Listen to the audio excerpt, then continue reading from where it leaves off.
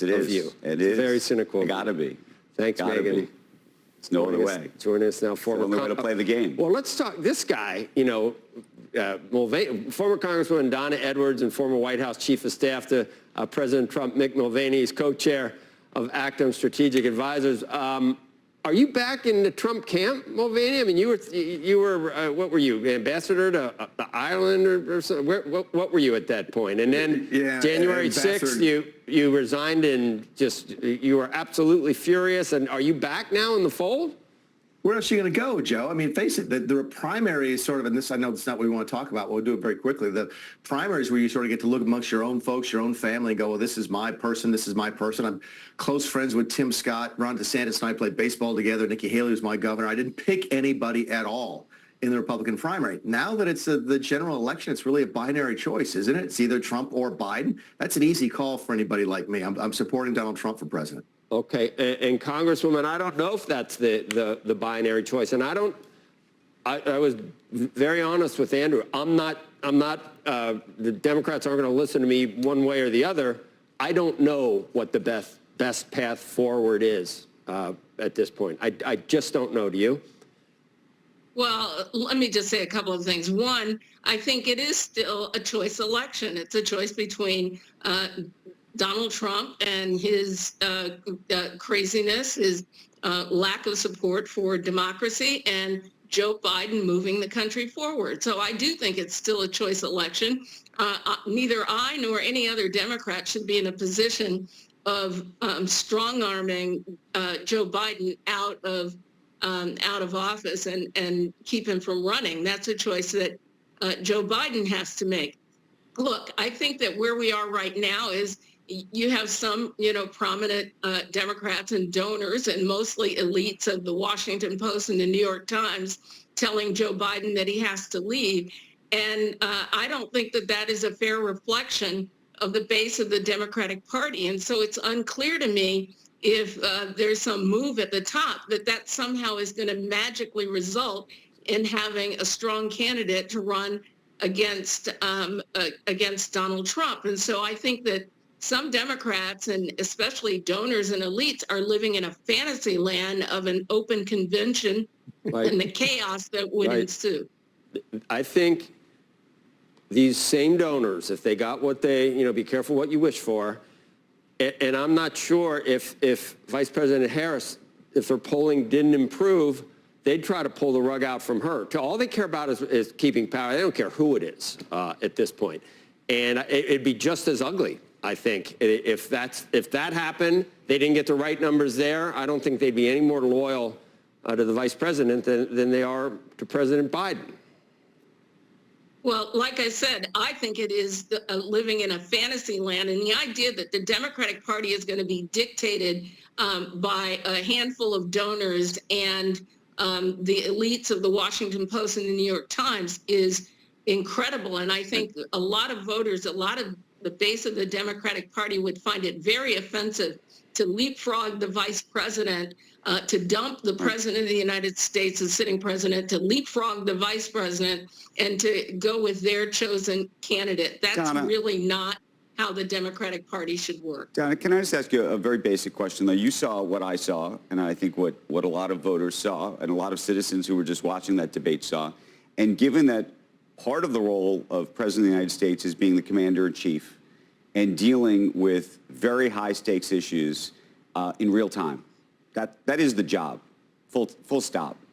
And so the fundamental question becomes, if you're in a position where you're not at your best after 8 p.m., if you have to limit, what you're doing during the day to some extent, again, we've learned some more about that in the past week and a half, the question then becomes, if part of the role is to be this commander-in-chief and be able to react in real time at the height of a crisis at your best, what do you think of that in President Biden right now?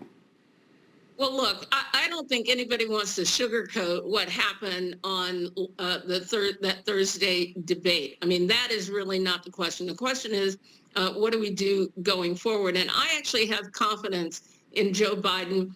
For the last 3.5 years, He has navigated multiple crises around the world and here in the United States, and he's done that well. And on top of that, he's been the most productive president that we've had in a very, very long time. And so I don't want to discount Joe Biden.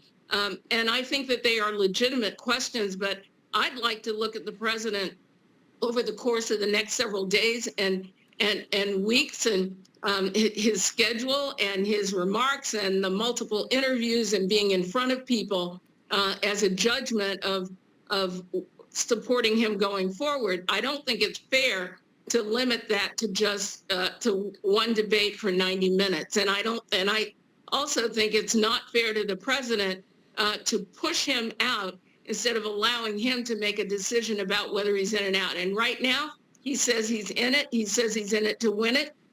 Governors who met with him agree with him. They sat down with him for like an hour and a half. He's been talking with congressional leaders as well.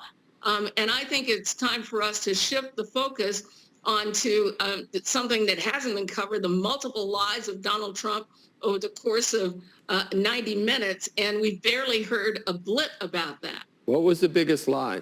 I mean, when Trump says I had the greatest economy, is that what you're talking about? When the fabulous braggings of what, or what?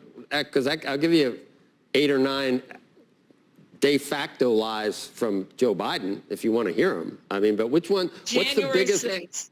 What did he say? January 6th. Yeah, what did he say? That is the biggest lie. I mean, he continues to deny that Joe Biden actually legitimately won the election, and he Hillary Clinton and Joe Biden denied patriots. Hillary Clinton and Joe Biden denied that he was a legitimate president for the entire. Okay. Anyway, Mick, who would Trump want to face at this point, or does it not matter in your view? The left, Democrats think it doesn't matter who their candidate is; they just got to stop Trump. I guess Trump supporters think it doesn't matter who the Democratic candidate is; that the policies are going to be just as bad. So you need to support Trump. So that's where we are. We're stuck. Well, you're certainly, I don't know if you're stuck. I think Donna's right. It's going to be very difficult to replace Joe Biden. Keep in mind, he has enough delegates to win at the convention. So unless Joe Biden wants to go, it's going to be very difficult for the Democrats to sort of get rid of him. But as to whether or not he's the Democrat that Republicans want to face the most, I think that's fair. I think they'd rather see him. Clearly, after last Thursday night, he's a weakened candidate. In fact, I think that the way they've handled the debate has actually made it much worse than the debate itself. So things are trending in the wrong direction. But one of the questions you got to wonder, okay, now is Trump, he's been a little bit quiet the last 4 or 5 days. Is that because he's learned that lesson from the first debate in 2020 that when Joe Biden is digging a hole, you don't take away his shovel? Trump did that in 2020 by interrupting. He's not done that either in this debate last Thursday night or in the aftermath of it. So there's some more discipline there in that campaign. But you also hear coming out of the campaign that they'd like to face Biden. Maybe they don't want to push too hard right now to get rid of him. They'd love to face Kamala Harris as well. After that, it's just the unknowns of facing a Gavin Newsom or a Gretchen Whitmer or Wes Moore. I think they feel good about their chances if they dig into it, but they just don't have the data yet. Donna or Congressman, you see any way that the vice president would be like? I know what you said about the president. Do you see any way that it wouldn't be Vice President Harris at this point? That's not going to fly, is it?